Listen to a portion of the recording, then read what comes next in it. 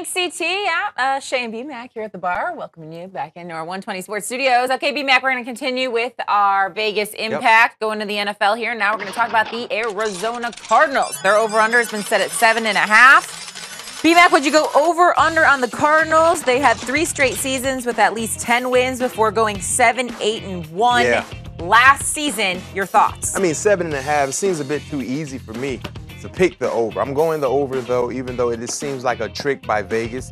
They're trying to get you to jump on the over and then hit you across the head, especially if you put a lot of money up. But at least 8 wins, I think. I trust this coaching staff. I trust Coach Bruce Arians as the head coach. Carson Palmer, he's closer to the end than the beginning of his career. So, of course, he would like to go out on a good note, not saying that this will be his last year, but, you know, he may have 1 or 2 more years left. Who knows? I was actually shocked they didn't draft a quarterback.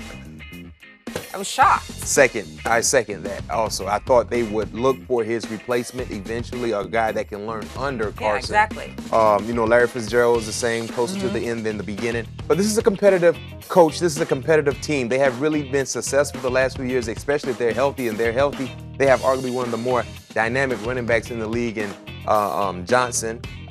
So I expect for them to really come out and at least get 8 wins. Cardinals drafted Temple linebacker Hassan Reddick 13th overall. Do you think he makes an immediate impact on this team? I think he has to. Okay. I think he has to. I think they really vision him being a day 1 starter, week 1 starter. He's a versatile player. They thought high of him, not just throughout his Temple career, but even in the Senior Bowl. He's one of the more consistent heavy hitters in the Senior Bowl, so I expect for him to be a day 1 starter. All right, 7.5 wins. You took the under? I took over. You took the over. Yes. So how many wins? Give me a total. I'd say at least 9.